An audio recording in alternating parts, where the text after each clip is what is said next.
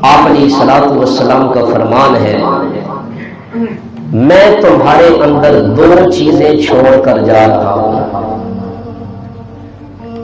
اگر انہیں مضبوطی سے تھام لوگے تم کبھی گمراہ نہیں ہوگے۔ ایک اللہ کی کتاب ہے، دوسری میری سنت ہے۔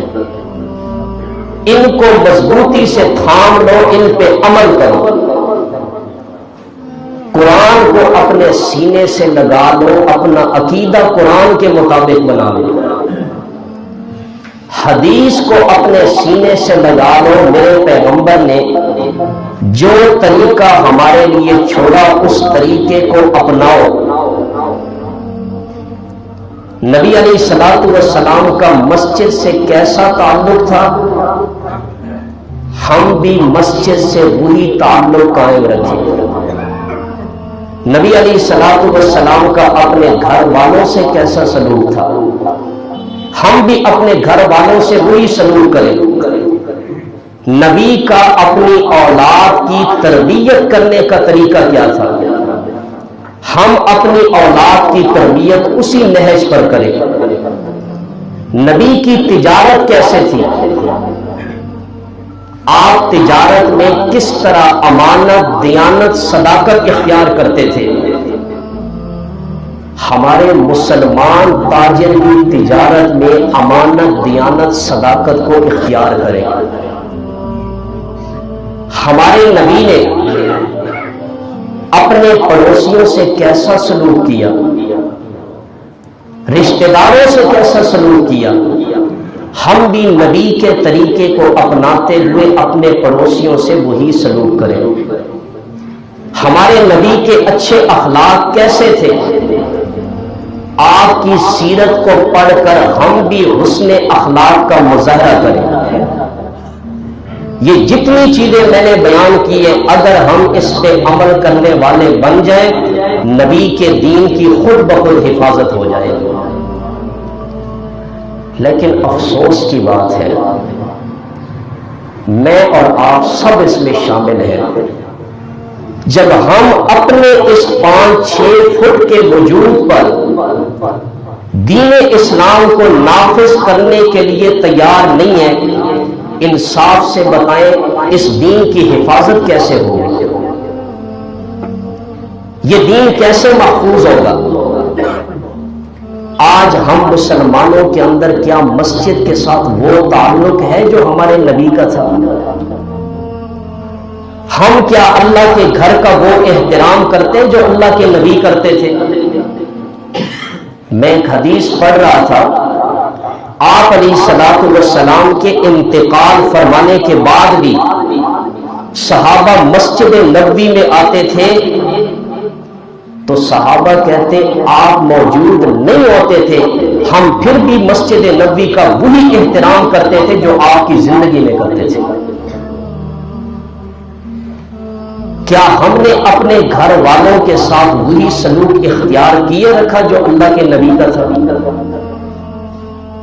کیا ہم نے اپنی اولاد کی جو ہمارے ماتحت ہیں، ہماری رعایا ہے، جن کے بارے میں قیامت کے دن اللہ نے ہم سے پوچھنا ہے، اولاد جیسی نعمت میں نے تمہیں دی تھی، تم نے ان کو دینی تربیت کتنی دی تھی، ان کو اللہ کے رسول کی پہچان کتنی کروائی تھی، انہیں اللہ کا قرآن کتنا سمجھایا تھا؟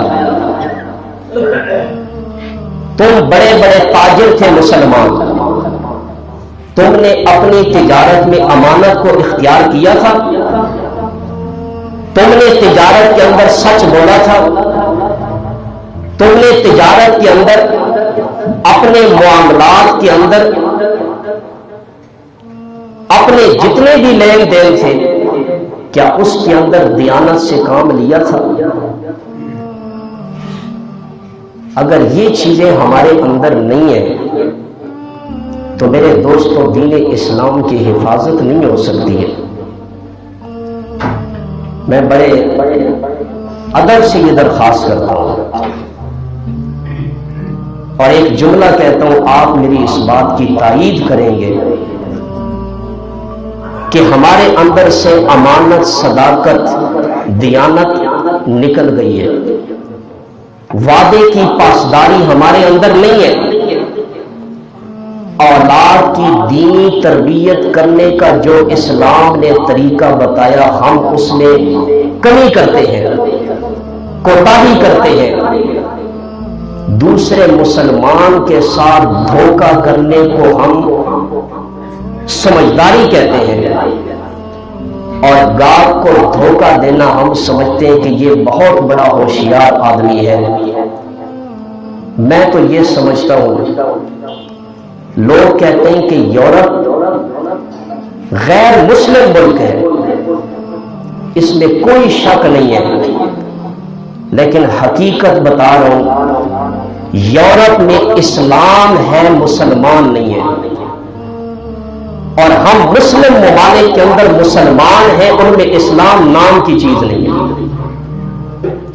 وہاں مسلمان نہیں ہے، لیکن آپ غیر مسلموں کی عدالت دیکھیں، آپ غیر مسلموں کے کاروبار میں، تجارت میں صداقت دیکھیں، اور ان کی وعدے کی پاسداری دیکھیں، ایسے محسوس ہوتا ہے وہاں پہ اسلام ہے۔ اور ہمارے مسلم ممالک میں جب جھوٹ، فراڈ، دھوکہ، خیانت، وعدے کی خلاف ورزی دیکھیں، ایسے محسوس ہوتا ہے مسلمان تو ہیں لیکن اسلام نام کی چیز نہیں ہے۔ اللہ تعالیٰ ہمیں مسلمان ہونے کے ساتھ ساتھ اسلام پر عمل کرنے والا بنائے۔ ہم نبی کے محبت کے دعوے کرنے والے ہیں کہ ہمیں اللہ کے پیغمبر سے محبت ہے، لیکن اس پیغمبر کے طریقے پر چلنے کے لیے ہم تیار نہیں ہیں۔ کتنی بڑی دکھ کی بات ہے آج مسلمانوں کے لیے۔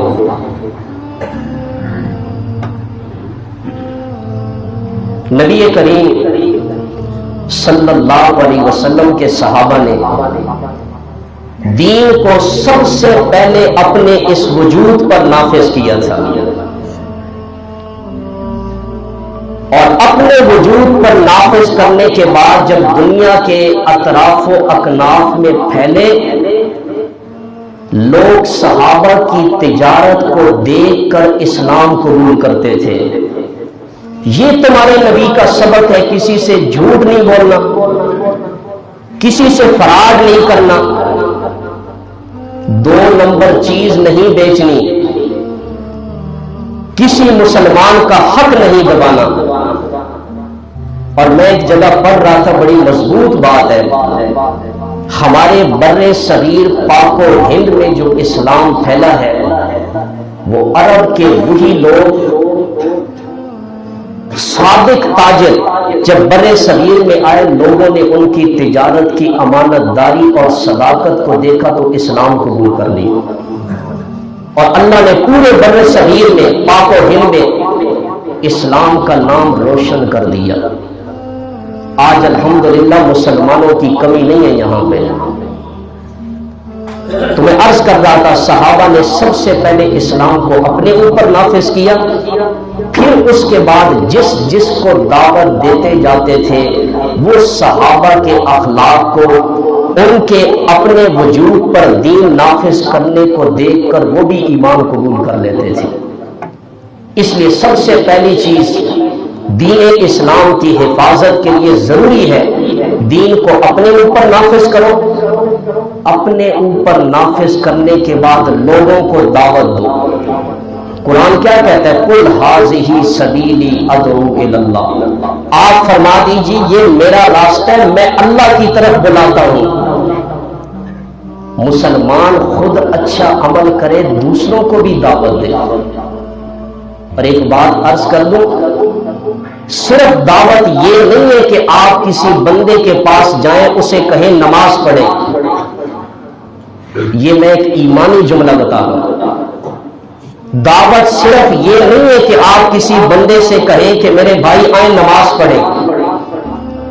اگر آپ اپنے دکان میں بیٹھ کر ایک گاہک کے ساتھ امانت داری کا سلوک کر کے اور دھوکے سے بچتے ہوئے، جھوٹ سے بچتے ہوئے اسے سودا بیچتے ہیں، یہ بھی آپ گاہک کو دعوت دے رہے ہیں۔ آپ مزار میں بیٹھ کر شریعت کے مطابق اور دین کے مطابق کاروبار کرتے ہوئے جیسے اذان ہو جائے اپنی دکان کی شٹر بند کر کے فوراً مسجد میں پہنچ جائے، یہ بھی آپ کی دعوت ہے۔